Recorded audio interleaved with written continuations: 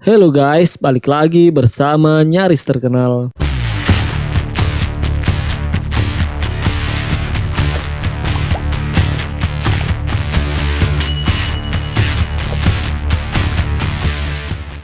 Demam tinggi di tengah pandemi COVID-19 semakin mencekam di Laut Cina Selatan. Cina lagi naik pitam sehubungan dengan melintasnya konvoi kapal perang dan pesawat pengebom strategis B-1B Lancer Amerika yang terus-menerus keliling hilir mudik di Laut Cina Selatan.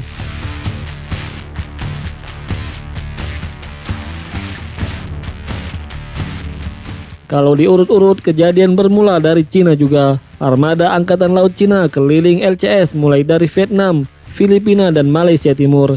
Di Vietnam menghajar kapal nelayan sampai tenggelam. Di perairan zona ekonomi eksklusif Filipina, Cina melakukan provokasi berbahaya. Lalu di Sabah, Malaysia, Cina melakukan show of force terhadap Petronas yang lagi melakukan eksplorasi minyak di Laut Cina Selatan.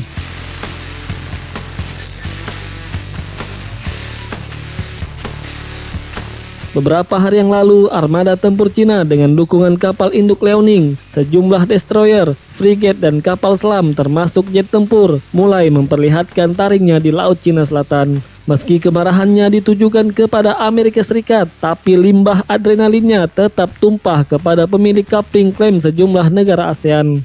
Cina baru saja memberi nama dan region pada puluhan pulau kecil yang berserakan di Laut Cina Selatan. Saat ini Cina bahkan sedang mempersiapkan zona identifikasi pertahanan udara atau biasa disebut ADIS di Laut Cina Selatan. Dan ini dianggap sebuah langkah yang berbahaya dan akan berdampak luas.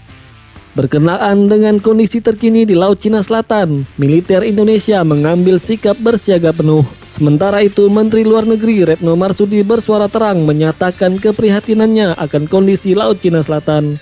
Semestinya bisa mengedepankan Code of Conduct karena saat ini dunia sedang dilanda wabah COVID-19. Natuna kembali menjadi perhatian. Panasnya perairan Laut Cina Selatan terasa di bumi rantau nan indah. Pasukan TNI yang sudah ditempatkan di sana akan melewati hari-hari penuh siaga. Di antara seluruh perbatasan teritori yang dikawal, Natuna adalah yang terlengkap dan terintegrasi.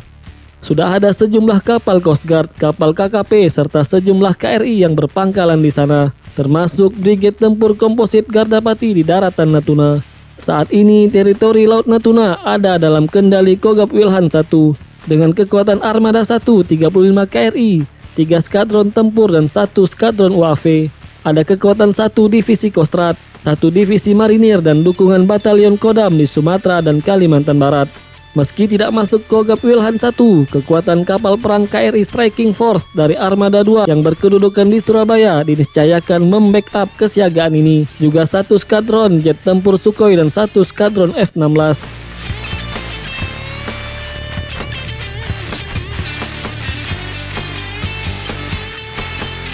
Kekuatan pukul organik di Natuna diisi oleh KRI Bung Tomo Class, sejumlah KRI Parchim Class dan Fathahilah Class. Berkaca dari insiden Januari 2020, kehadiran KRI Marta Dinata Class dan KRI Diponegoro Class dari Armada 2 diperlukan sebagai perkuatan inti.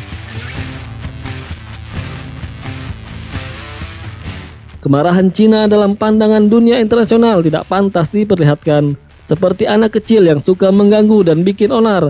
Tapi ketika ketemu rival yang setara mengedepankan emosi. Padahal kita lihat betapa negara-negara ASEAN yang bersinggungan dengan negara itu tetap menahan diri. Berhadapan dengan karakter arogan ini, maka perlindungan dan payung pertahanan Natuna harus diprioritaskan. Januari yang lalu, Cina sudah mengganggu zona ekonomi eksklusif Natuna. Sekarang mereka datang lagi dengan tensi amarah unjuk kekuatan di Laut Cina Selatan.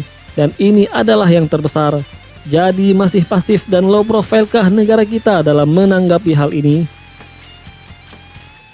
Tidak hanya memperkuat militer, Indonesia juga harus proaktif melalui jalur networking diplomasi, melakukan pendekatan kepada negara-negara yang jadi lawan Cina. Harus ada langkah besar, cermat dan cepat untuk menyimbangkan suasana, menyimbangkan arogansi, dan jangan biarkan Cina merajalela di Laut Cina Selatan.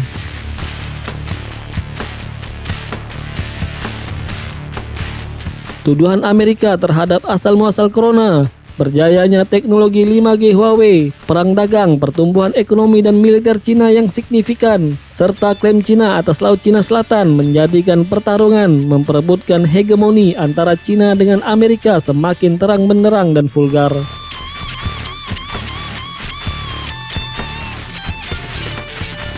Semuanya akan menjadi dentuman keras bernuansa nuklir, sebagaimana ancaman Presiden Donald Trump. Ancaman itu kemudian dijawab oleh Cina dengan ready for war. Pengerahan armada tempur Cina ke Laut Cina Selatan bisa menjadi pemantik awal mulanya peperangan.